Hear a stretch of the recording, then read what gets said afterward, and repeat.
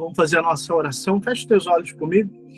Vamos fazer essa oração. Querido Deus, eterno Pai, em nome de Jesus, nos colocamos diante da Tua presença, Pai, e mais uma vez nessa noite, meu Deus, em mais uma aula, queremos apresentar ao Senhor a aula desse dia.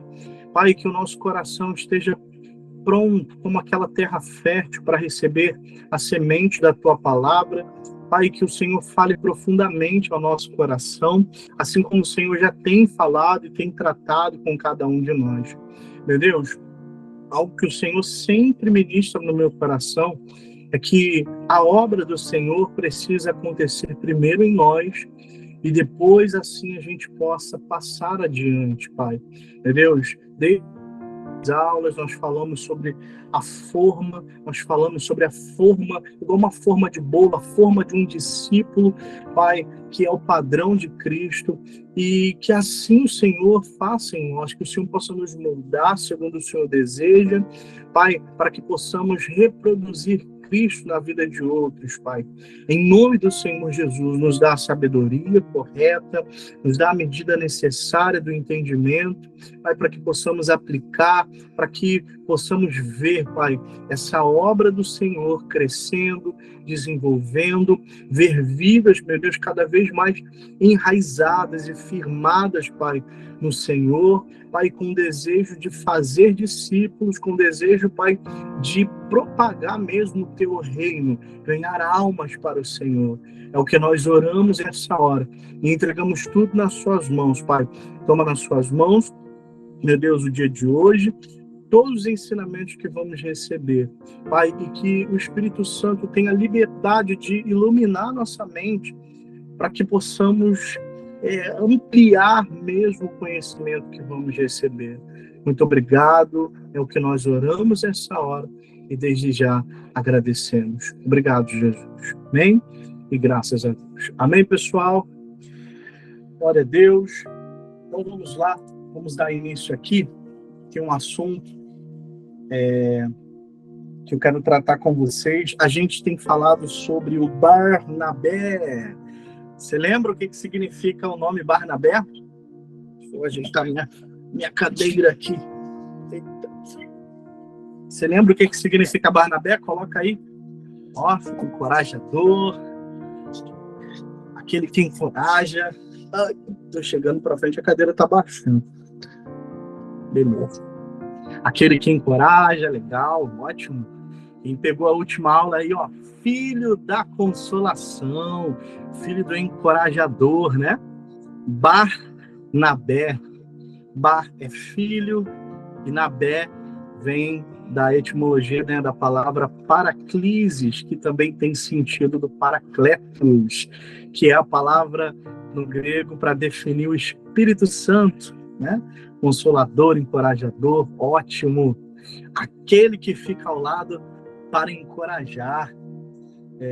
E a gente falou na última aula, né, acerca do Barnabé, e que todos nós, né, possamos, né, pedir essa capacidade do Espírito Santo, que o Espírito Santo possa dirigir mesmo a nossa vida, para que possamos fazer essa obra, né, e fazer a diferença, né, dentro da nossa juventude e, consequentemente, dentro da nossa igreja, que a juventude é uma extensão, né, um braço da igreja. A juventude cuida dos jovens da igreja, né, o trabalho com a juventude. Os homens cuidam dos homens da igreja, né, as mulheres cuidam das mulheres da igreja, a escolinha cuida das crianças da igreja. É sempre uma extensão, é um braço do pastor, o braço ali da igreja, né? A gente precisa também ter esse entendimento. E a gente falava sobre o Barnabé. Imagina assim, todos os departamentos da nossa igreja, a gente tivesse um Barnabé, não é verdade? Como seria diferente? Olha aí o que a gente falava sobre a revolução de amor, né? Aquela revolução, o futuro da igreja, né? Às vezes a igreja é conhecida como, só tem vovozinho, vovozinha, né? Mas se os Barnabés entenderem o seu papel, a sua posição, vai completamente fazer a diferença. Eu vou mostrar para vocês hoje aqui nesse texto Eu já peço para vocês que abram, por favor, em Atos dos Apóstolos, capítulo de número 9. Vamos lá? Atos dos Apóstolos, capítulo de número 9. Glória a Deus. Todos acharam aí? Amém? Atos, capítulo de número 9. Atos 9 fala de um cara que eu sou suspeito demais para falar. Acredito que alguns aqui também gostam demais da história desse homem de Deus que se tornou um grande apóstolo e escreveu a maior parte do Novo Testamento, né? Ali, né, a inspiração dele, né? Através da inspiração dele. Quem é esse homem aí? Vocês sabem quem é esse homem? Atos 9 fala da história dele, o que era perseguidor e se tornou perseguido. Paulo, a galera gosta, né? Cara, a história do apóstolo Paulo é incrível, né? Na verdade, Saulo, né? Aqui em Atos 9, Saulo, é chamado de Saulo ainda no texto. Mas, se você mergulhar mesmo na história de Saulo, você vai ver a história da igreja gentílica. Você vai entender muito sobre a história da igreja gentílica, a história que fez o evangelho chegar até cada um de nós, cara. Né? Se a gente pode colocar, nós somos, né? Nós fomos enxertados também na família de Cristo. Nós somos como se fosse o Israel espiritual, né? Porque a Bíblia fala, né, que Jesus veio para os seus, mas os seus não os receberam, o recebeu, né? Que fala dos judeus, e nós somos, né, aqueles que foram enxertados, os gentios, aqueles que não são judeus ali de sangue, né, mas espiritualmente, pela fé, a gente se torna parte também da família de Cristo. E Saulo, se você for se aprofundar no estudo, você vai ver muito sobre essa essência. A gente vai dar uma pinceladinha aqui, a gente vai principiar um pouquinho sobre esse assunto. Mas vamos lá. Tem coisas muito curiosas aqui nesse texto. A gente sabe que ele tinha cartas, né, para poder entrar em Damasco, para poder manietar mesmo, prender os cristãos, aqueles que pregavam a Cristo. E ele respirava mesmo ameaças de morte, né? Que, se você ler o próprio capítulo 9, você vai ver, ele esteve presente na morte de Estevão. E só que quando ele tem aquele encontro com o Senhor Jesus, que Jesus brilha no caminho dele, ele fica cego, ele ouve a voz do Senhor, né? Ele ouve a voz do Senhor falando com ele: Saulo, Saulo, por que me persegues? Dura é para ti recalcitrar contra os aguilhões. Né? E ele já começa a se render, não é verdade? Senhor, o que queres que eu te faça? E ali, né, o Senhor dá uma direção para ele: ó, você vai entrar em Damasco e lá te será, né, dito o que fazer. E será dito o que fazer. E quando o Senhor, né, fala para Ananias, que Ananias ainda ali temendo, tremendo, né, com medo, porque ele era o Saulo, o perseguidor, e agora estava se convertendo, era um novo convertido, e passou pelas mãos ali de Ananias no início, né? E Ananias, a Bíblia fala que ele ficou meio assim, e o Senhor falou para ele: olha, esse para mim é um vaso valoroso, né? E eu vou mostrar para ele o quanto ele deve padecer pelo meu nome. Tinha um propósito para ele, para o apóstolo Paulo, né? Através da vida dele, para alcançar os gentios. E assim, se a gente pode equiparar, se hoje o evangelho chegou até nós e não ficou ali bloqueado no judaísmo, né? os judeus, a gente precisa, né, agradecer a Deus mesmo pela vida do apóstolo Paulo. E a Bíblia fala que ele, depois que Ananias orou por ele, ele recobrou a visão, ficou 3 dias cego, né?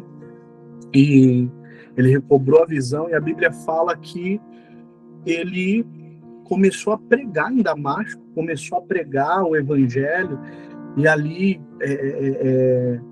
começou a chamar a atenção alguns desconfiados, um novo convertido, um homem que era perseguidor.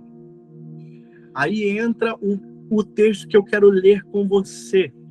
Versículo de número 26 é o nosso ponto de partida aqui hoje. Podemos?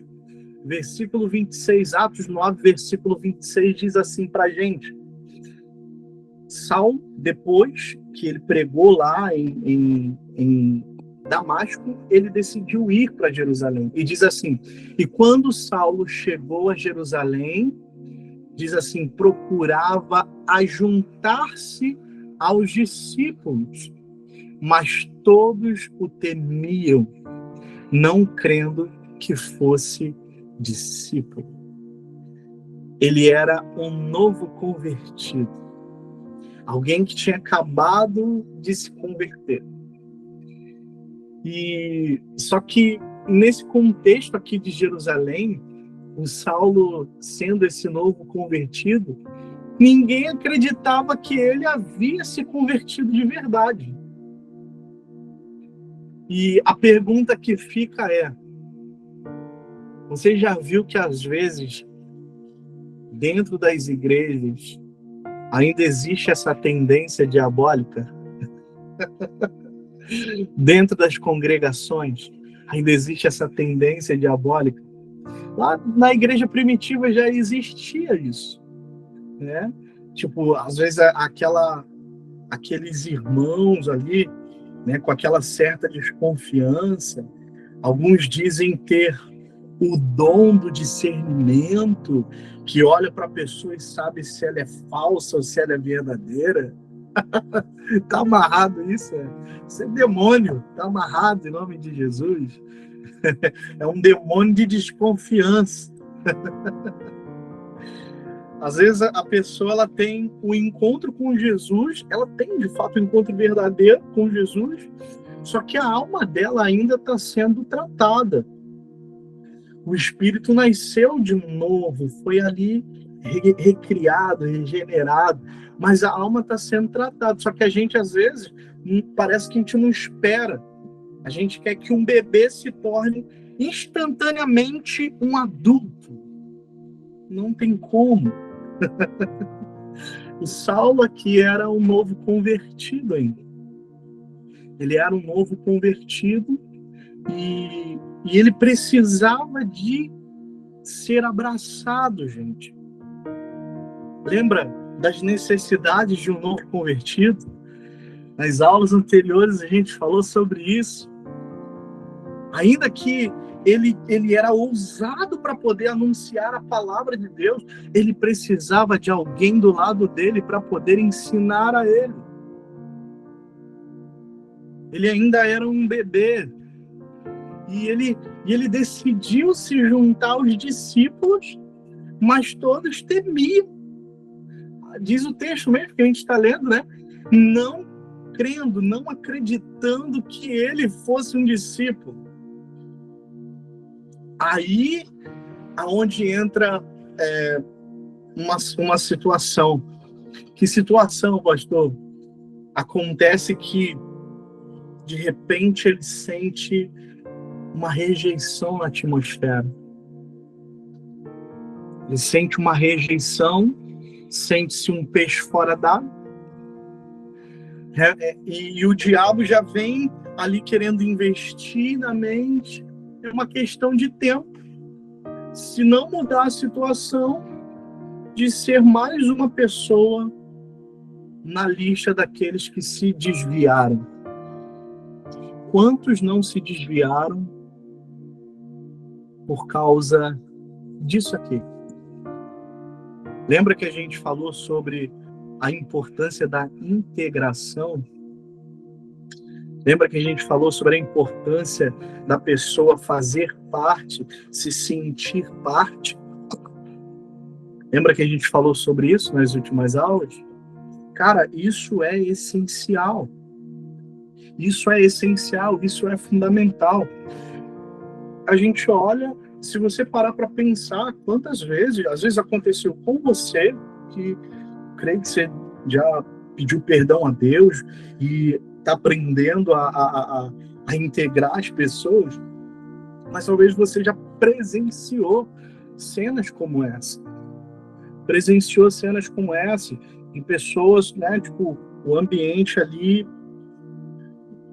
ser um ambiente tóxico, vamos colocar assim, né, assim que o pessoal fala hoje, um ambiente tóxico, um ambiente que era para ser um ambiente acolhedor, né, que abraça, que ajuda ali a colocar azeite nas feridas, de cuidar mesmo, né, de abraçar, de trazer para perto, de ser hospitaleiro. Aí se torna um ambiente hostil, um ambiente de desprezo. Isso é algo muito preocupante. E hoje em dia, isso tem de montão. Em nome de Jesus, que na nossa igreja não tenha isso. Em nome de Jesus, que na juventude isso não se encontre. Porque se torna um anti-evangelho, um anti-evangelismo gigantesco. Então, assim, a gente precisa parar para poder pensar, né? Eu, na minha posição, assim, pessoal, né? Minha opinião aqui, que naquele momento o Saulo, ele se tornou um candidato a se desviar. Porque ele era um novo convertido, procurou se integrar, mas ele foi rejeitado. Ele foi rejeitado. E, tipo assim, não foi diretamente alguém chegar para ele, você é isso e aquilo outro e tal, tal, tal. Mas as atitudes das pessoas.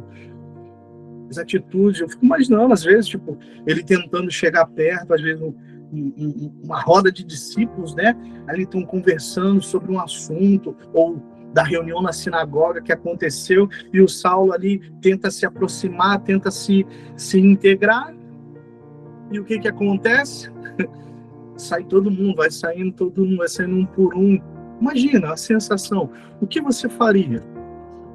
O que você faria na posição dele? O que você faria no lugar dele, no lugar de Saulo? Ninguém acreditava em Saulo.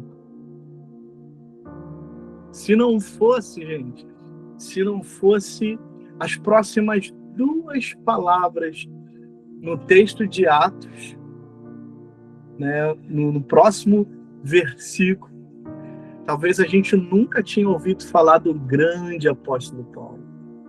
Mas olha o versículo 27 aí, para a galera que é fã do Barnabé como eu. Olha aí o versículo 27, leamos juntos, olha o que diz. Então, Barnabé, o que ele fez? Tomando consigo.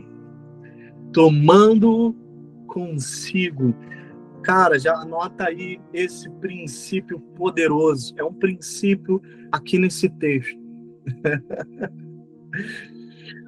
Anota aí, para conquistar alguém para Jesus, você primeiro tem que conquistá-lo para você.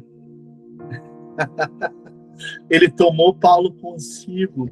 Cara, a gente já viu, a gente já estudou sobre todas as características de Barnabé. E aqui a gente vê uma aplicação real de quem ele era. Ele tomou o Saulo consigo, ou seja, ele abraçou o Saulo. Enquanto todos rejeitavam Saulo, ele abraçou ele. Cara, isso aqui é forte demais. Eu fico imaginando, tipo, Barnabé chega diante de Saulo, pô, meu amigo, vamos lá. Vamos almoçar hoje junto, né? Leva ele para almoçar na sua casa. durante o almoço, pediu para poder ele contar a história dele, né? Como é que foi a sua experiência de conversão? Como é que foi ouvir falar que foi dessa forma? Mas conta para mim, eu quero ouvir de você, Saulo. Eu quero ouvir de você. E Saulo começa a contar como o Senhor brilhou no caminho dele, né? Como aquela voz ali mexeu com ele, e ele já se rendeu, já disse: o que queres que eu te faça, né? Já se disponibilizou, né? Eu fico imaginando isso, e o Barnabé ficou impactado com a história, né? Com o testemunho de Saulo. Porque a Bíblia mostra pra gente que no próprio versículo 27, né? Depois que ele toma Saulo consigo, aí diz a continuação do texto: o trouxe aos apóstolos e lhe contou como no caminho ele vira ao Senhor, e este lhe falara, e como em Damasco falara ousadamente no nome de Jesus.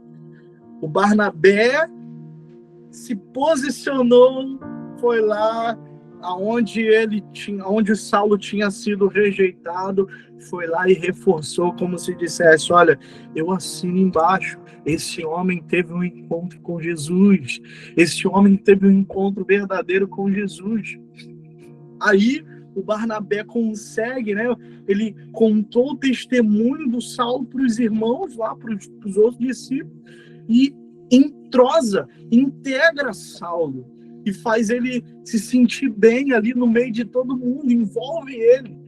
E o que aconteceu? A Bíblia diz ali que depois dessa intervenção do Barnabé, olha o que diz o versículo de número 28. Olha aí, diga glória a Deus, olha. E andava com eles em Jerusalém, entrando e saindo. Cara, o Barnabé conseguiu. Saulo tinha tentado sozinho, mas não tinha conseguido. Aí o Barnabé vai lá, abraça Saulo. Talvez ele já estava pensando em se retirar, né, ou entrando várias setas do diabo na mente dele para querer falar o quê? Para querer dizer que aquilo lá foi coisa da cabeça dele, ele não teve aquele encontro com Jesus, nada. Talvez passasse um turbilhão de coisas na cabeça de Saulo. Mas Barnabé, sensível ao Espírito Santo, aquele que fica ao lado para encorajar, aleluia, ele se posicionou ali para poder integrar o Saulo. Cara, que sejamos Barnabés e que possamos produzir também outros Barnabés, ensinar para outros como tem que fazer. Cara, chega lá, conversa com o seu líder, pega a sua equipe de apoio e passa essa visão para eles. Passa essa visão para eles. Olha, a gente precisa fazer diferente, a gente precisa fazer dessa forma, a gente precisa integrar. Aleluia! Glória a Deus! Só que uma coisa que eu digo para vocês, e faz parte do fruto do Espírito. Ó, a gente precisa ser paciente. A gente precisa ser paciente. Coloca aí no teu caderno: eu preciso ser paciente. Se eu sou um discípulo e eu quero fazer discípulos para o Senhor, para o reino de Deus, eu preciso ser paciente. Por que, pastor? Por que eu preciso ser paciente? Cara, porque novo convertido dá trabalho. Novo convertido dá trabalho. Como assim, pastor? Dá trabalho. Novo convertido dá trabalho. Lembra que a gente tem a associação de um novo convertido como se fosse um bebê, né? É um bebê espiritual, é um bebê que está crescendo. Dá trabalho, precisa de cuidado. Por isso a gente precisa ser paciente. Mas olha só o que acontece. Quando um bebê, o novo convertido, um bebê na fé, um bebê, né, vamos colocar assim, ele chora à noite, ele suja as fraldas. E muitas vezes a gente, né, eu tô falando isso que eu já vou passar por esse período, né, a gente tem que ser paciente. É Deus trabalhando também na minha vida, aleluia. E a gente às vezes não gosta do trabalho que o bebê dá. Só que é necessário. Olha o que fala o texto pra gente. A gente está no 28. Depois que o Saulo foi integrado, ele já conseguia entrar, já saía, já estava ali com liberdade. Aí a Bíblia fala pra gente, olha a forma, olha o que aconteceu em Atos 9, versículo 29. Ele falava e discutia com os helenitas, né? Em outras traduções fala os gregos, né? Mas eles procuravam tirar-lhe a vida. Só que naquele momento que Saulo foi integrado, faltou alguém aqui. Eu acredito que nesse período aqui, talvez o Barnabé não estivesse presente com ele, ou estivesse em alguma missão, ou estivesse fazendo alguma coisa, mas o Saulo sozinho, a gente já viu aqui que ele era ousado, né? Ele pregava, estava pregando em Damasco, lá onde ele tinha tido um encontro com o Senhor, e a Bíblia fala que ele discutia com os gregos, com os helenistas, né? E eles já queriam matar, procuravam tirar a vida. Os helenitas ficavam revoltados com ele. Já estava arrumando treta, já estava arrumando problema. O Saulo, novo convertido, integrado recentemente, já estava arrumando treta ali. E esse fato chegou aos ouvidos dos discípulos, né? Dos irmãos. E olha só, ninguém chegou diante de Saulo para poder ensinar ele. Ninguém chegou diante de Saulo para poder falar: Saulo, você não deve discutir. Saulo, você tem que... Lembra do princípio? Você tem que trazer essa pessoa para perto primeiro e depois apresenta Jesus. Lembra do princípio que eu falei lá? Para conquistar alguém para Jesus, você primeiro precisa conquistá-lo para você. Ninguém chegou a falar isso para Saulo, sabe? E qual foi a atitude deles? O versículo 30 mostra para gente, olha a atitude deles. Tendo, porém, isto chegado ao conhecimento dos irmãos, levaram-no até a Cesareia e dali o enviaram para Tarso. Ele era conhecido, né, como Saulo de Tarso. O que eles fizeram? Eles pegaram Saulo, por causa dos problemas que ele estava dando, e mandou ele embora para casa. Ele era natural de Tarso. Mandou ele embora para casa, mandou ele embora para Tarso. E assim, se você estudar a Bíblia, você vai ver que nesse período aqui, a igreja ela não tinha se expandido, né? A igreja ela não havia chegado ainda a Tarso, não tinha igreja em Tarso, né? A igreja estava ainda na Judéia, estava começando as fronteiras ali em Samaria. Eu fiz as anotações, e nem mesmo na Antioquia o evangelho tinha chegado ainda, muito menos em Tarso. Tarso não tinha igreja, não tinha congregação. Será que era uma boa coisa enviar um novo convertido para Tarso? De volta para sua parentela, de volta para os amigos antigos, a um local onde não existia uma congregação, sem um discipulador, sem nenhum cuidado. Isso seria um crime, né? Vamos colocar assim. Colocar lá o bebê, alguém novo convertido, para morrer lá. Ou até mesmo se desviar. E se a gente parar para analisar, o que estava estampado nessa atitude era uma seguinte frase: nós não precisamos de você aqui, você está dando muito trabalho para a gente.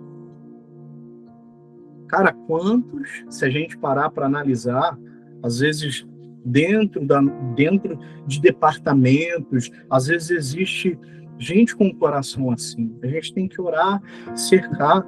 Cara, o novo convertido precisa de cuidado. Ele vai dar trabalho, mas a gente precisa ser paciente.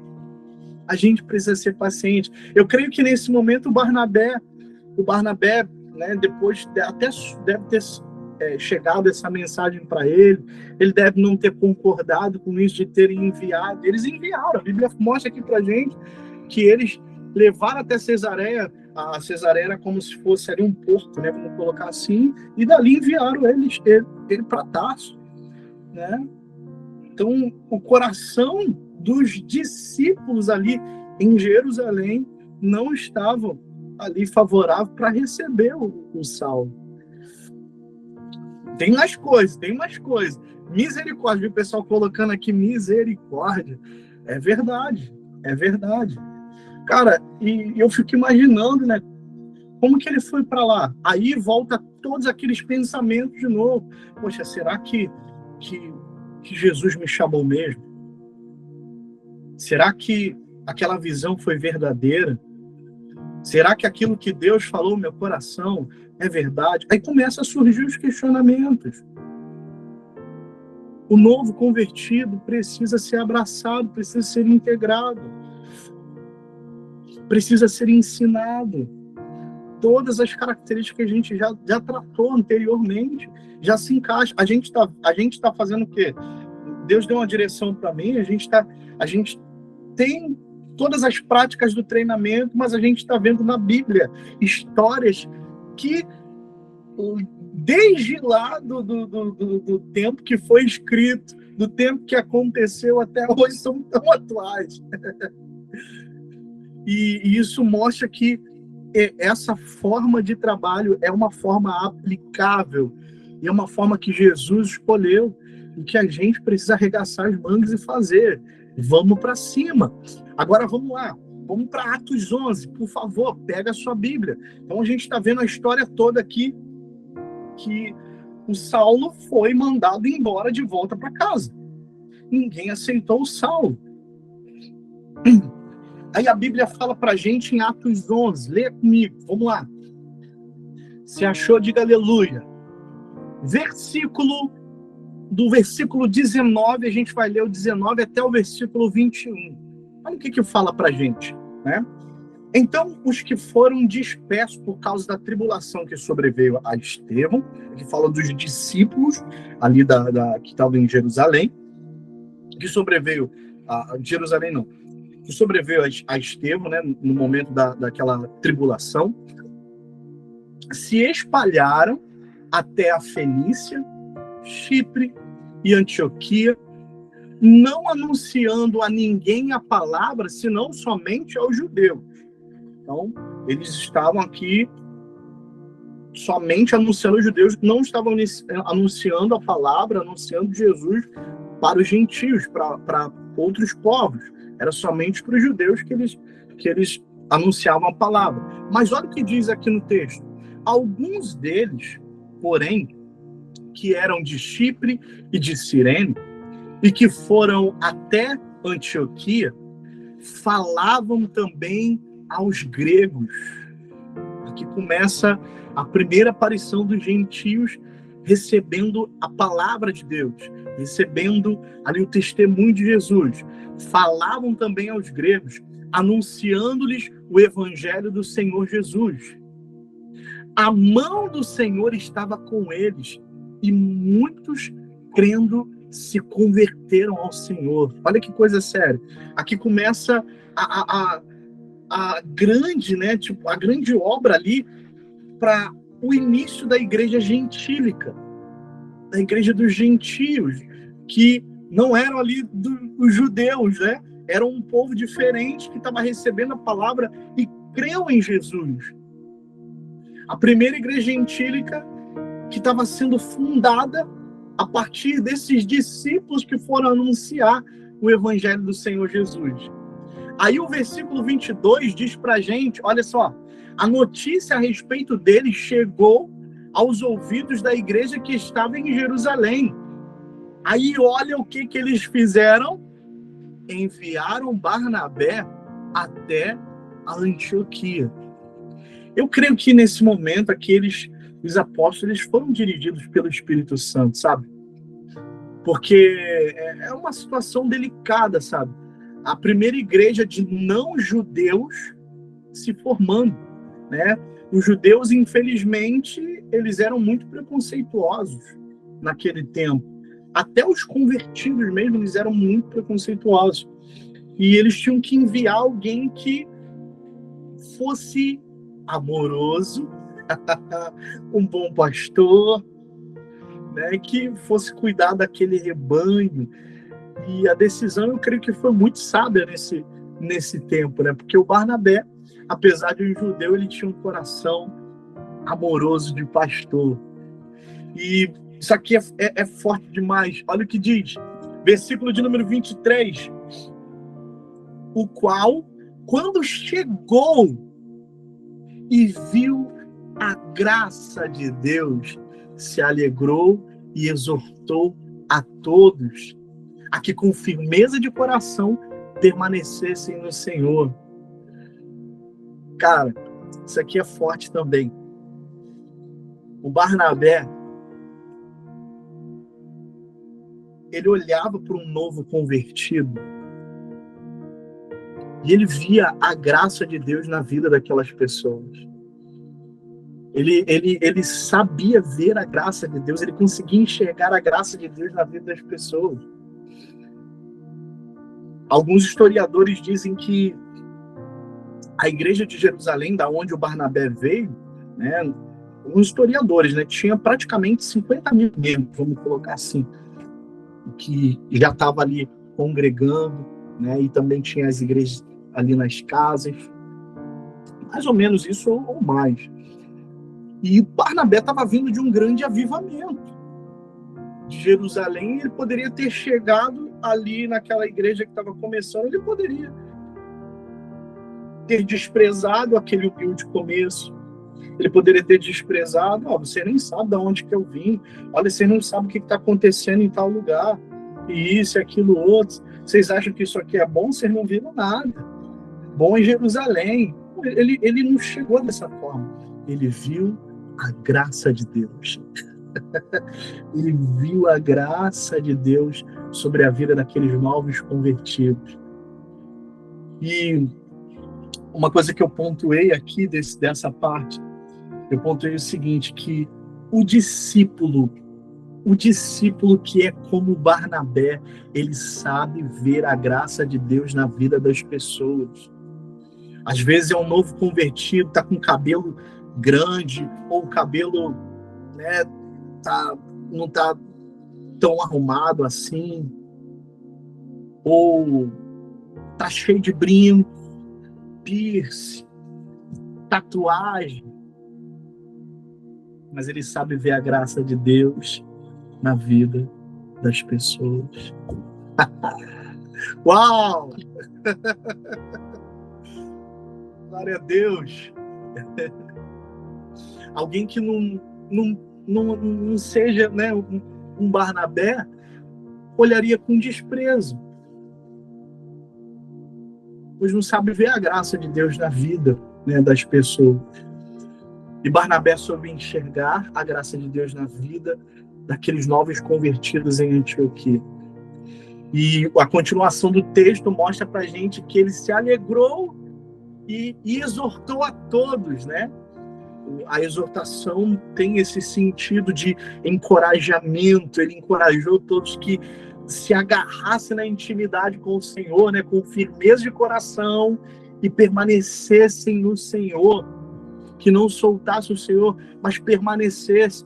Por quê? O versículo 24 mostra pra gente, porque era homem bom, cheio do Espírito Santo e de fé. Olha isso, cara. O Barnabé era um homem bom, ele era cheio do Espírito Santo e de fé, ele era cheio de fé. Ele não era um cara para baixo, negativo. Ele enxergava a graça de Deus na vida das pessoas, cara. Feliz a congregação que tem pelo menos um Barnabé, pois ali muitos vão se unir ao Senhor. Olha a continuação que diz do texto: porque era homem bom, cheio do Espírito Santo e de fé, e muita gente se uniu ao Senhor. Aleluia! Feliz é a congregação que tem pelo menos um Barnabé, porque ali as pessoas vão se unir ao Senhor. Cara, esse é o propósito, é isso que sabe, Deus tem gerado no nosso coração nesse tempo, enquanto a gente está aqui em treinamento. Deus quer gerar em você, né, um Barnabé, para que você possa integrar pessoas, para que você possa treinar pessoas para integrar, para abraçar, para cuidar. Aí você pode me perguntar, pastor, e o Saulo? E o Saulo? O Barnabé se esqueceu do Saulo? Aí que entra o trunfo aqui desse texto, desse estudo que eu separei nessa madrugada aí, que eu botei lá no grupo para vocês. Diz o versículo de número 25. O que diz aí? E partiu Barnabé para Tarso à procura de Saulo. Tendo encontrado, levou consigo para Antioquia. Eu paro aqui, somente esse texto. Cara, essa parte aqui me pegou de jeito. Eu fiquei imaginando, eu falei, poxa, o Barnabé, ele não concordou com a atitude dos outros discípulos de ter mandado Saulo para casa, né? E assim, não tem nenhum relato na Bíblia que Saulo fez a diferença lá em Tarso, Saulo pregou lá em Tarso. Não, eu fico imaginando isso. Imagina, já era praticamente alguém que, sei lá, foi induzido a se desviar. Não sei se você pensa assim comigo também. Induzido a se desviar, voltou lá para sua terra natal, as amizades antigas, né? Sabe? Aquelas dúvidas se era realmente aquilo que Deus tinha falado com ele, se mostrado para ele, ou se era coisa da cabeça dele.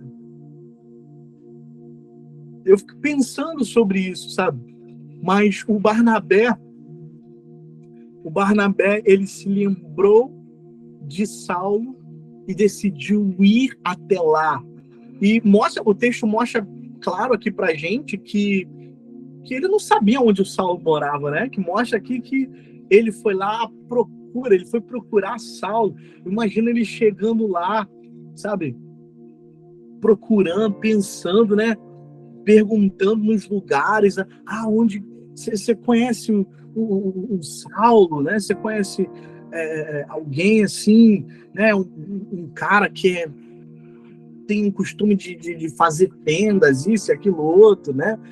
O nome dele é Saulo, ele é dessa forma, assim, formato, cabelo, sei lá, deve ter, né, dado as descrições, e as pessoas foram indicando, mora na tal bairro, mora na tal rua ali, né? Vamos até lá, eu posso te levar até ali e tal. E foi indicando, fico imaginando, sabe? E até que o Barnabé consegue chegar. Ele consegue encontrar a casa de Saulo e eu imagino que, sei lá, o que deve ter passado na cabeça de Saulo. Cara, você veio até aqui atrás de mim. Véio, isso aqui é lindo, velho. Isso aqui é lindo. Você veio atrás de mim, mas eu fui rejeitado. Você viajou, você saiu de lá para vir aqui, para perguntar como que eu estou. Eu fico imaginando que sabe? Ele, sei lá, cara, chorou, deve ter chorado. Você choraria? Cara, se alguém fosse lá atrás de você, você choraria? Cara, sei lá, as lágrimas. Fico, pô, pensando Barnabé abraçando ele, né? O Saulo reconhecendo, cara, realmente você é um amigo de verdade. Sabe aquele diálogo ali, sabe? E pô, você veio tão longe, tão longe. Aí o Saulo chega lá para ele, dá um abraço nele e fala para ele assim: meu irmão, eu te amo tanto. Eu tava com saudade de você, cara. Eu tava com saudade de você. E o Barnabé responde para ele: eu vou te falar a verdade. Eu vim aqui só com uma razão. Eu vim aqui atrás de você. Eu acredito no chamado de Deus na sua vida, Saulo. Eu acredito naquela visão que você recebeu de Deus. Você vai ser um grande homem de Deus, Saulo. Você vai ser muito usado por Deus, mais do que você possa imaginar, cara. E eu fico... Cara, eu viajo assim na Bíblia, assim. Não sei se você viaja também, cara. Isso é incrível, isso aqui é incrível. Eu fiquei olhando para esse texto de madrugada e falei: Deus, a gente precisa ser assim. A gente precisa ser assim. A gente precisa amar as pessoas. A gente precisa ser como Barnabé, gente. A gente precisa integrar essas pessoas. Cara, Deus não se agrada que ninguém se perca. Ele não quer que ninguém se perca. Ele não quer que ninguém se perca. O cara estava rejeitado. Talvez o Saulo, né, o Barnabé, eu sei que você acredita em mim. Eu sei que você acredita em mim, mas só que eu sou problemático. Talvez Saulo, poxa, já tinha se rotulado. Eu sou problemático, eu vou dar problema para você. Eu não posso voltar lá para Jerusalém, Barnabé. Eu não posso voltar para lá porque eu dou problema. E o Barnabé responde para ele: eu não estou mais em Jerusalém, meu amigo. Agora eu estou em Antioquia. E há um avivamento começando lá em Antioquia, com os gentios, e Deus está me usando, e você vai me ajudar lá, e você vai ser um grande homem de Deus lá comigo, cara. E Saulo deve ter respondido para ele: que sou eu? Vou acabar dando problema para você também. Mas Barnabé estava decidido a levar ele para Antioquia, né? E ele coloca, lembra que aquela definição que a gente falou da necessidade de um discípulo em crescimento? O Barnabé fala para ele: cara, eu te garanto que eu não vou deixar ninguém te rejeitar. Lembra? O discípulo, ele precisa de proteção. O novo convertido, para se tornar um discípulo ali, né, um discípulo em crescimento, ele precisa de proteção. Cara, e o Barnabé se posiciona, ele fala para ele: cara, eu não vou deixar ninguém rejeitar você, você está comigo agora. Aí a gente lê, para finalizar aqui, o versículo de número 26, a gente leu o iniciozinho, né? Tendo encontrado Saulo, levou para Antioquia. E por todo, quanto tempo, gente? 1 ano se reuniram naquela igreja e ensinaram numerosa multidão. Em Antioquia foram os discípulos pela primeira vez chamados de cristãos. Cara, isso aqui é incrível. E o Barnabé abraçou de fato, né, o Saulo, abraçou ele, ensinou ele, e houve um grande avivamento naquele lugar, houve um grande avivamento em Antioquia. E assim, Os discípulos não foram chamados pela primeira vez de cristãos lá em Jerusalém. Eles foram chamados de cristãos em uma igreja gentílica. Já era um boom aqui, cara, no ministério de Saulo. Mas todo Saulo precisa de um Barnabé. Todo Saulo precisa de um Barnabé, cara. E aonde estão os Barnabés desse tempo? Aonde estão os Barnabés da JQV do Rio de Janeiro? Aonde estão os Barnabés da Igreja Internacional da Graça de Deus, que vão se posicionar, que vão abraçar as pessoas? Seja o mais problemático que for, você vai abraçar, você vai colher, né? Vai acolher ele, vai cuidar dele, vai ensinar ele. Aqui, eu fico imaginando isso, que houve um discipulado, sabe? Um discipulado profundo durante um ano. Barnabé ensinando o apóstolo Paulo, e ali eles aprendendo juntamente com aquela igreja, sabe? Convivendo num discipulado ali precioso. Cara, é isso que a gente precisa. E uma coisa que eu acrescento aqui para você, lembra, antes da gente ganhar alguém para Jesus, a gente precisa ganhar essa pessoa primeiro. É o princípio que a gente viu no texto. Antes da gente ganhar alguém para Jesus, a gente precisa ganhar essa pessoa para nós. E não há lugar melhor, trazendo para o tempo presente, não há lugar melhor para se ganhar alguém do que numa festa. Como assim, pastor? Festa de aniversário, seja na casa da pessoa que você é convidado, festa de casamento, qualquer tipo de festa, de evento assim, é fundamental. Algo social, algo ali com a família, né? É fundamental, dá para você ganhar. Eu conversava com um pastor e ele dizia o seguinte, ele dizia que ele sempre, quando ia em festas assim de aniversário, era convidado, né? Ele ficava muito com crentes, com os cristãos que já eram cristãos. Eles se aproximavam, aí tinha algum familiar da pessoa, seja um churrasco, alguma coisa assim, tinha algum familiar da pessoa que estava assim deslocado. Às vezes ele chegava lá, pegava a cadeira, sentava ali e ficava conversando com a pessoa, às vezes durante 5 minutos, às vezes uns 10 minutos, no máximo tardar uns 15 minutos, conversava com a pessoa. E o que acontecia? Aquela formalidade, ele despedia ali da pessoa e vinha aquela satisfação de, já fiz.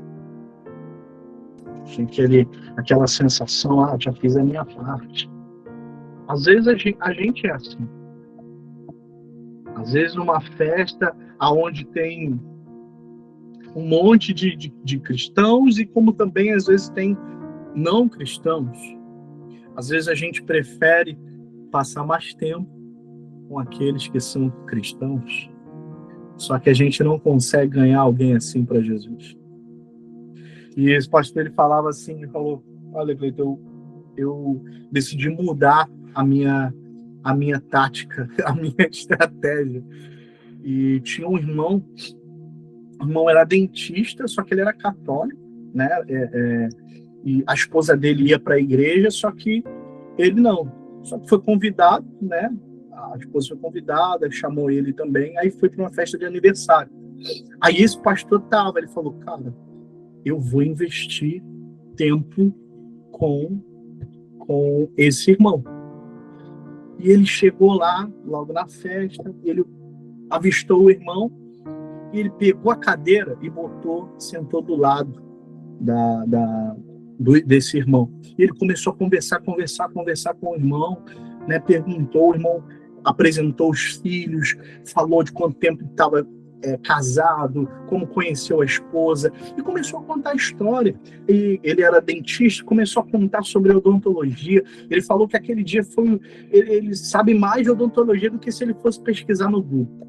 Ele falou que ali, conversando, ele sentiu que aquele tempo, acho que foi mais de horas que eles ficaram conversando, eles conversaram e ele falou que sentiu que ele já era amigo dele. Cara, tem disso. Se você parar para analisar, talvez foi assim que aconteceu com você também. Alguém investiu tempo, às vezes só uma conversa com você. Uma conversa não formal, às vezes nem da palavra era. Mas você se conectou com aquela pessoa. Sabe? É esse ponto aqui que aconteceu com o Barnabé e Saulo. E esse pastor, ele falava que quando saiu, ele foi embora, né? A festa acabou. Aí teve outra festa e ele chegou lá nessa festa, ele sabia que esse irmão ia estar, só que quando ele chegou para se aproximar, para poder cumprimentar ele, o dentista, o doutor, virou para ele e falou assim: e aí, meu pastor, como é que você tá? Ele falou que quando ele ouviu isso, ele falou que o coração dele já se quebrantou. Ele, poxa, um cara que há tempos atrás, né, na última festa que a gente se viu, ele simplesmente, né, todo travadão, durão, já me chamou de meu pastor. Percebe-se. E ali naquele momento ele sentiu essa confirmação, poxa, ele é o meu amigo. E ele falou que nesse dia dessa festa, ele conversando, o próprio doutor começou a perguntar coisas da palavra, que ele tinha questionamentos e começou a tirar dúvidas ali com o pastor. E foi desenvolvendo. Conclusão, o irmão começou a ir para a igreja, se converteu, se tornou um grande pastor. Está servindo a Deus. Eu não vou falar que todo mundo tem que virar pastor, mas se tornar um grande servo de Deus, um homem ou uma mulher de Deus, cara, isso é fundamental. Mas tudo começa quando você traz essa pessoa para si. Então, esse é o princípio. Beleza, gente? Vamos beber uma água. Você está entendendo aí? Quem está entendendo aí, fala no chat aí, está conseguindo alcançar todo esse ensinamento. Cara, essa madrugada foi maravilhosa. Eu preparando essa mensagem, Deus falando fortemente ao meu coração, e tudo tem a ver com o que a gente está tratando, né? A gente está tratando nesse tempo. Seba, tá por aí? Dá um alô pro pessoal. Sim, senhor, pastor. Estou aqui sim. Boa noite, pessoal. Boa noite. Sempre uma honra, um prazer estar com vocês aqui. E só acrescentando, né, pastor, desculpa a ousadia, que essa mensagem faz a gente vibrar, né? Essa mensagem de Barnabé. Eu pensando que já tinha consumido tudo do treinamento. Cara, Barnabé sempre esteve o tempo todo ali na Bíblia e ninguém olha para esse cara, ninguém olha o que ele fez, que a gente sempre fala muito dos apóstolos mais próximos ali de Cristo, mas se esquece de que Barnabé ele mostrou na prática, né, o que é discipular. E quando o senhor vem falar dele aqui, eu peguei toda a informação do curso, eu falei, cara, Barnabé fez isso tudo na vida de Saulo, sabe? Que no momento que Saulo ele voltou para Tarso, Barnabé foi lá para praticar a proteção, a amizade, o alimento e o treinamento, sabe? Aquelas qualidades que a gente falava na semana passada. E, nossa, que mensagem poderosa. E pouca gente fala dele. Muito forte. Amém. É isso aí, ó. Daqui a pouquinho você vai falar mais um pouco aqui. Sim, senhor, pastor. Galera, anotem aí, por favor. Agora a gente vira, né? Eu sempre, no treinamento, eu trago essa mensagem com o contexto do assunto de hoje. E a aula 3, né, que é a aula de hoje, a gente falar sobre as qualidades essenciais para o crescimento. Qualidades essenciais para o crescimento. O que a gente precisa fazer para que o discípulo desenvolva, para que o novo convertido se torne um discípulo, né? Que a gente tem tratado aqui. Anotem aí. Se você quer ajudar o desenvolvimento de um recém-convertido, você deve levá-lo a desenvolver duas principais qualidades. A primeira dela é um profundo desejo de comunhão com Jesus Cristo. Um profundo desejo de comunhão com Jesus Cristo. E a segunda é constância. Constância. Constância, constância, constância. Então, vamos falar sobre a comunhão com Cristo. Jó, capítulo de número 23, versículo 12, na versão Almeida Revista e atualizada, você pode anotar aí, ele fala o seguinte: do mandamento de seus lábios nunca me apartei, escondi no meu íntimo as palavras da sua boca. Se a gente olhar Jó, capítulo 23, versículo 12, tá? Jó 23, versículo 12. Se a gente olhar, alguns homens, mulheres têm se destacado na história da igreja, né? Pela íntima comunhão com Cristo. A comunhão com Cristo é fundamental. A gente precisa motivá-los, né? Motivar o discípulo a ter comunhão com Cristo, né? Assim como esse texto de Jó mostra para a gente, até mesmo séculos antes de Cristo, aqui o Jó fala isso, né? Ele aqui mostra essa intimidade de Jó para com Deus. Do mandamento de seus lábios nunca me apartei, e escondi no meu íntimo as palavras da tua boca. Cara, isso aqui é incrível. É incrível. E precisamos estimular esse tipo de atitude no novo convertido. Para que a gente precisa orar para que ele tenha fome da palavra de Deus e ele desfrute dela ao máximo.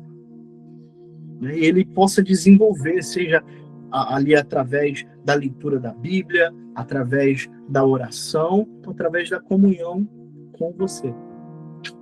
Isso aí.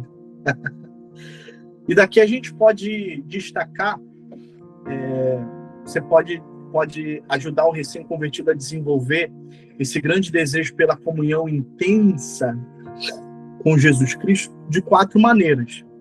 A primeira maneira, coloca aí, a primeira maneira que você pode fazer com que o discípulo desenvolva essa comunhão intensa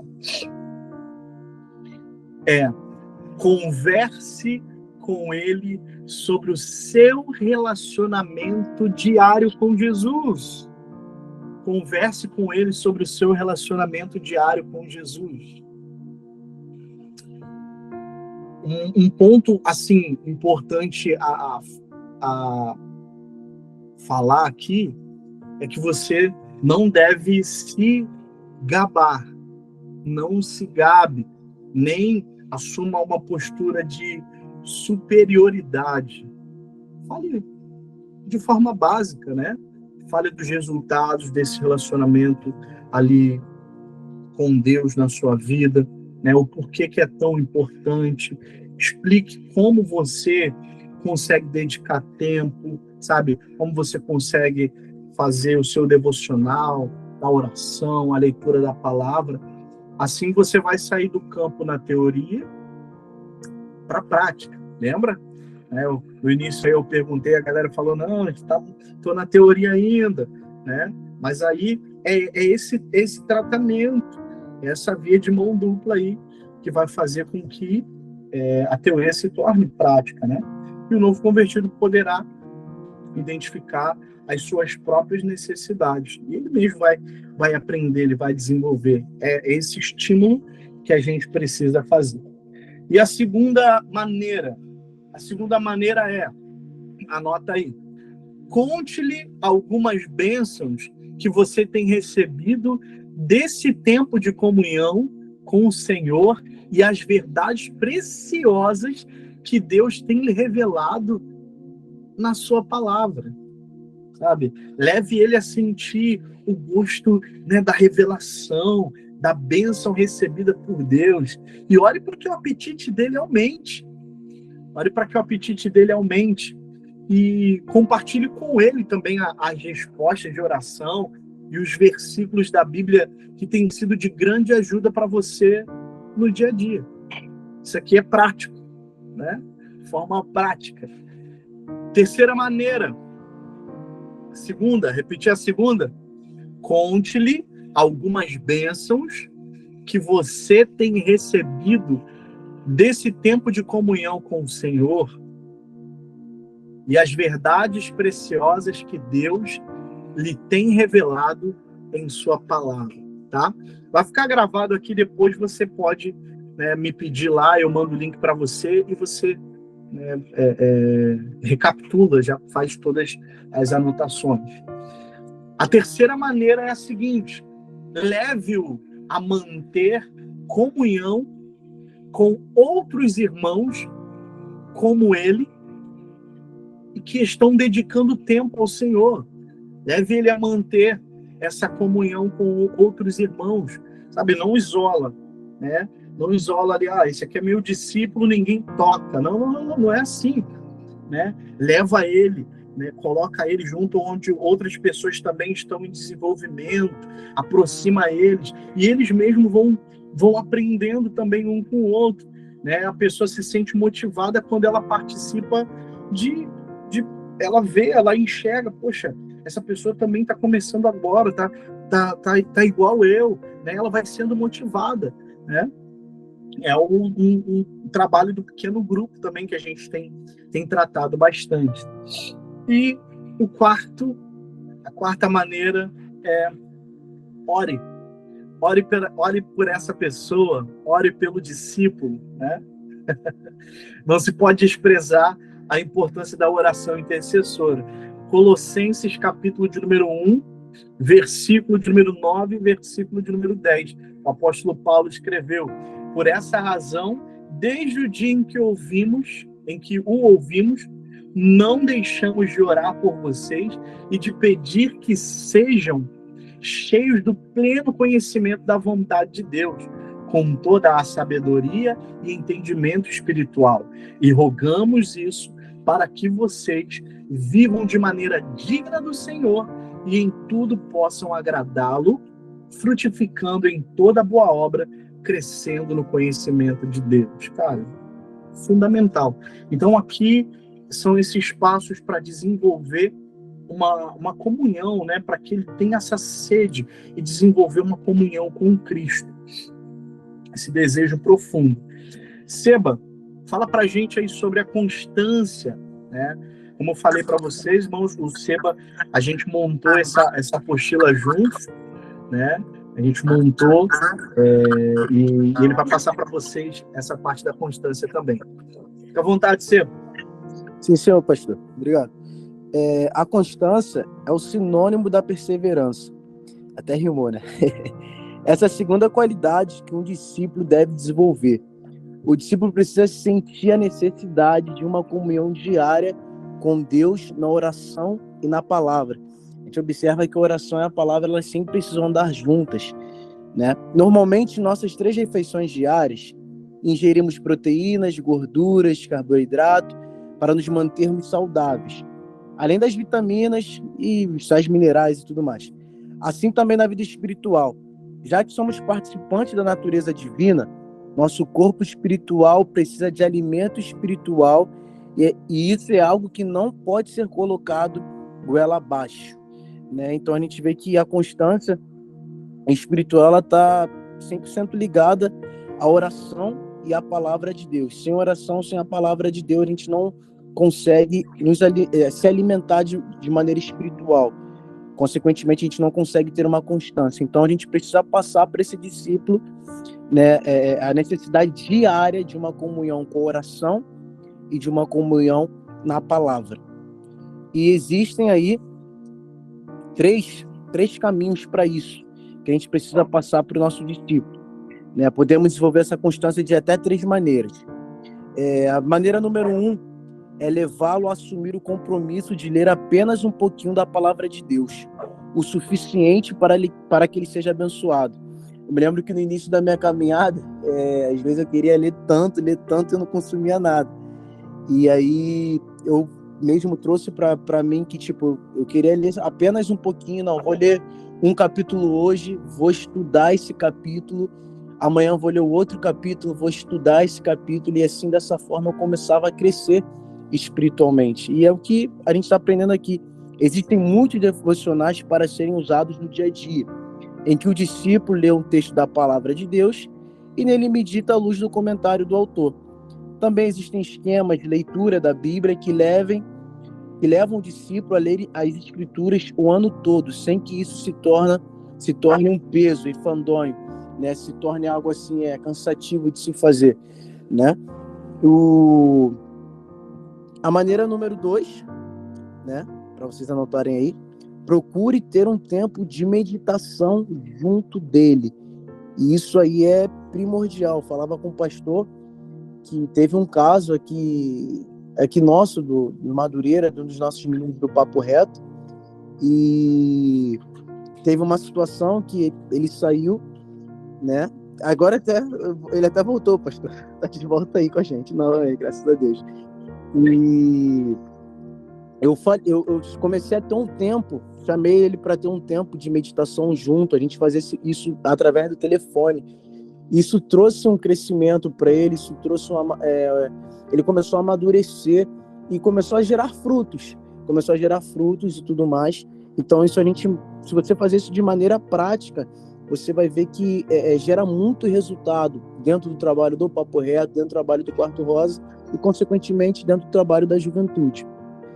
Marcar um horário, sabe, para fazer essa meditação, meditar e orar junto antes dele ir para o trabalho. Você sabe que de manhã ele acorda cedo de manhã é óbvio que ele vai acordar cedo, né? Mas vamos supor, ele acorda 8 horas para ir para o trabalho. Sei lá, 7 horas da manhã, você acordar, fazer um propósito de oração. Na pandemia, no Papo Reto, a gente fazia muito isso. A gente acordava cedo, lia a Bíblia, orava junto. E muitos meninos permaneceram pós-pandemia por conta desses propósitos que a gente fazia. Então, isso é muito importante. Vá sempre à casa dele para tomar um café, gastar um tempo com ele em oração. Aí que o pastor estava falando a respeito de Barnabé para com Paulo, né? Que o pastor ele fez a ilustração e eu concordo 100% com o pastor. Com certeza, Barnabé falava: Paulo, vamos almoçar junto, vamos comer junto. E nesse momento que ele tinha de comunhão com Paulo, era um momento que ele deixava uma semente ali, deixava uma palavra, deixava uma mensagem. Isso é muito importante também. O aprendizado vem pelo exemplo, e assim ele aprenderá com você e com as suas experiências, né? Ontem eu tive a oportunidade de estar ministrando o curso de obreiro, eu falava isso, que o maior exemplo que a gente pode dar, assim, não é o maior exemplo, mas a melhor maneira de se evangelizar uma pessoa é com a nossa própria vida, né? Com a nossa experiência de vida vai gerar o crescimento também na vida do nosso discípulo. Alguns dias depois, procure e veja se ele quer continuar se encontrando. E com certeza ele vai falar que quer. Se você está de fato dando a mensagem para ele, a palavra, ele vai querer continuar se encontrando. E compartilhe juntos também as bênçãos de Deus, tá? Essa aí é a segunda forma que você pode levar o seu discípulo a abrir o coração para a obra do Espírito Santo e manter-se constante em um relacionamento com Deus, tá? E a terceira forma, pessoal, procure avaliar se seu novo discípulo está progredindo. Isso é primordial também. A ênfase aqui é animá-lo e encorajá-lo a crescer na vida cristã. Se a gente for observar mesmo para a vida do apóstolo Paulo, o pastor está comentando aqui sobre ele, a gente vai observar que ele fazia isso muito com Timóteo, né? O apóstolo Paulo, ele se preocupava. E é até engraçado, né? Que o cuidado que Barnabé teve com Paulo passou esse cuidado para Timóteo. Então, se a gente for olhar as cartas que Paulo fazia para Timóteo, a gente vai observar que Paulo ele se preocupava em animar Timóteo, quando ele falou, olha, não despreze a sua mocidade, mas seja um exemplo, né, para os cristãos na sua maneira de viver, na sua maneira de amar, na sua maneira de falar. Ou seja, ele está falando, ele não despreze a sua mocidade, ali ele está encorajando e animando o Timóteo a crescer espiritualmente. Então, é muito importante você avaliar se o seu discípulo está progredindo, avaliar se ele está se mantendo constante no dia a dia. E essas são as 3 maneiras de desenvolver uma constância intensa na vida do seu discípulo. Show de bola, meus amigos. Eu vou fazer o seguinte, eu deixei separadinho aqui o material dessa aula. Vocês preferem que eu separe em PDF e mande para vocês? Está tudo escritinho, direitinho, né? Tem a galera que... Porque a frase é muito grande das definições, e para você anotar assim, às vezes é muito corrido, né? Eu mando esse PDF para vocês, sem problemas. Mas, praticamente, né, a gente chegou aqui a esse assunto, né? O fim desse assunto, as qualidades essenciais para o crescimento para você observar, gente. Você observar o crescimento do discípulo, precisa estar desenvolvido, né, sabe? O desejo profundo de comunhão com Cristo e constância.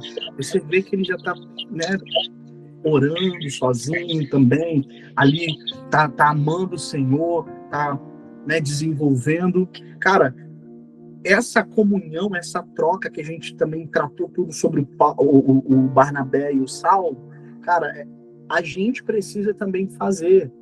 Não tem como a gente ser distante, a gente só ficar falando ali para a pessoa fazer. Lembra que a gente falou das aulas anteriores, né? Não é que nem os pais, né, de antigamente que falava, faça o que eu falo, mas não faça o que eu faço. Não, a gente precisa estar junto, mostrar, vamos subir um monte, né? Vamos orar, vamos meditar junto aqui na palavra, né? Vamos escrever sobre tal assunto, entendeu? É assim a gente vai se aprofundando e a gente vai identificando e ele vai crescendo. É onde um novo convertido passa a se tornar um discípulo, né? E é onde a nossa área de atuação, que eu falo dentro da juventude, né? Se alguém que me conhece ouve as minhas mensagens, eu prego muito em torno disso, de formação de discípulo, sabe? Eu falo sobre a importância de permanecer na palavra, eu falo sobre a importância da vida de oração, sabe? Eu sempre bato bastante sobre isso. Não tem como, sabe? Às vezes, vamos, como que eu vou explicar isso? Às vezes tem gente que está na juventude, né, que, vamos supor, já é mais madurinho, né, já é mais madurinho. Já essa pessoa, eu creio que o tempo ali dentro da juventude, existe um tempo que ele vai absorver, vai se alimentar, vai se tornar um discípulo, ele precisa se tornar um discípulo, sabe? Porque tem gente que às vezes só quer, tem que ter diversos assuntos, tem que ter outros assuntos. Isso na igreja, o pastor da igreja vai tratar. A gente, dentro da juventude, a gente está tratando de uma faixa etária. Se a gente pensar assim, a gente está tratando de uma faixa etária. E geralmente é de um novo convertido, é onde a pessoa está conhecendo a Cristo, né? Às vezes sai da escolinha ali, né? Passa pelo batismo e precisa de alguém ali para poder estar caminhando com ele, né? Ou, quando não, vem de fora, é um novo convertido, a gente trabalha. Aquele que já é mais antigo dentro da juventude, cara, já teria que ter despertado há muito tempo para se tornar um mestre, para se tornar um discípulo. Se a gente olhar, tem um livro que se eu não me engano, é 1 Pedro ou 2 Pedro, que o apóstolo Pedro ele fala sobre isso. Ele diz, olha, tem gente aqui que já deveria ser mestre, mas ainda está precisando voltar aos rudimentos da fé. Precisa estar tomando leitinho espiritual, a qual já deveria estar comendo alimento sólido. Já deveria ser mestre, já deveria estar ensinando outros. Sabe? A importância da gente entender o tempo. Sabe? da gente discipular outras pessoas. Aí a gente quebra aquele maldito, eu vou falar assim, maldito ciclo, que muitas pessoas às vezes falam assim, já deu meu tempo na juventude, vou sair. Cara, a pessoa ainda pode dar muito fruto ainda na juventude. Só que existe assuntos a serem tratados para novo convertido até se tornar um discípulo. Se a pessoa se considera um discípulo, se ela não se considera, ele nem sabe o que é um discípulo. Porque deveria saber, sabe? Para a pessoa ela se tornar um braço ali do líder, né? Abraçar, tá ali juntos, né? Hebreus 5:11 também aponta isso mesmo. É esse direcionamento que a gente precisa, gente. Esse direcionamento. Aqui é um mapa, praticamente um mapa. Esse treinamento está sendo um mapa para você trabalhar com os jovens, seja ali na juventude e dentro dos pequenos grupos. Porque às vezes tem coisas que dentro da juventude o menino não vai se sentir à vontade para falar, mas num grupo menor ele vai se sentir à vontade, lembrando com todos aqueles princípios, né? Da pessoa ganhar, né? Ter ali uma amizade, formar uma amizade com a pessoa, desenvolver. Aí sim a pessoa vai se sentir parte, aí sim a pessoa vai abraçar, não vai se sentir um peixe fora d'água, vai se sentir um peixe dentro d'água, né? Esse trabalho que a gente precisa aplicar dentro da nossa juventude. Agora, eu encorajo você a isso. Eu encorajo você a isso, a sentar com o seu líder, a mostrar a importância desse trabalho. Por quê, pastor? Porque o tempo passa. Talvez futuramente, né, não tenha tempos como esse de um treinamento que a gente está dando com uma qualidade, um conteúdo assim precioso, sabe? É tempo da gente pegar e aplicar, que lá na frente não precise ter um treinamento que daqui já gere frutos, né?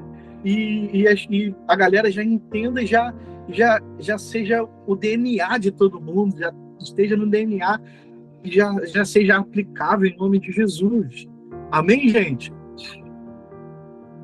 Posso ouvir um amém? Um glória a Deus? Amém, igreja? Glória a Deus. É isso, gente. Glória a Deus. É isso que a gente precisa. Olha, glória a Deus, próxima aula a gente vai falar sobre os alvos no treinamento do discípulo. Eu vou essa semana eu vou orar a Deus, eu vou ver como que a gente vai fazer. Por quê? Porque aqui eu tenho separado 30 alvos. 30 alvos. E eu vou ver da forma, né, que a gente vai passar para vocês, porque eu quero controlar o tempo, né? Controlar o tempo. Hoje a gente estendeu um pouquinho, porque o assunto era um assunto necessário, um assunto importante, mas são 30 alvos que a gente vai estar abordando para o treinamento, para o discipulador, ele aplicar isso na vida do discípulo. É prática, sabe? Tudo aqui que a gente está falando precisa ser colocado em prática, prática, prática, prática. Não adianta você acumular informação e não colocar em prática, né? Vamos colocar em prática para gerar resultados em nome de Jesus. Beleza? Vamos fazer oração para a gente agradecer a Deus em nome de Jesus. Querido Pai, muito obrigado que o Senhor tem nos concedido até aqui. Obrigado por cada ensinamento, por cada revelação do Senhor. Obrigado por tudo, Pai. O Senhor é bom, a sua benignidade dura para sempre. Eu quero pedir ao Senhor, Espírito Santo, que dirija a vida de cada um, conduza a vida de cada um, para que todos esses ensinamentos sejam colocados em prática. Meu Deus, que possamos ter uma juventude forte, que possamos ter uma igreja forte, uma igreja, Pai, ali abençoada pelo Senhor, em nome de Jesus. Nós abençoamos a nossa juventude. Pai, eu entrego a vida de todas as pessoas que participaram desse treinamento, meu Deus, no dia de hoje, aqueles que não puderam estar, que também o Senhor alcance, Pai, meu Deus, que estejam conosco na próxima, Pai, que pelo menos no mínimo se interesse para ter a aula gravada. Pai, eu quero pedir ao Senhor, faz a tua obra, Pai, e nós repreendemos toda investida do inimigo, Pai, tudo aquilo que tem tentado se levantar para desviar os jovens, para afastar os jovens, meu Deus, nós amarramos e anulamos em nome de Jesus, Pai, e declaramos ao Senhor, Pai, faz-nos como Barnabé, Pai, que vai atrás de Saulo, que traz para perto, que cuida, que ensina, que treina, meu Deus, e o apóstolo ali, meu Deus, se tornou um grande homem de Deus. O apóstolo Paulo, Pai, foi responsável pela a maioria do Novo Testamento. Obrigado, Jesus, por esses ensinamentos que o Senhor tem trago ao nosso coração e que assim seja consolidado em nossas vidas e na nossa juventude, na nossa igreja, em nome de Jesus. Amém. Graças a Deus. Já é, pessoal? Glória a Deus.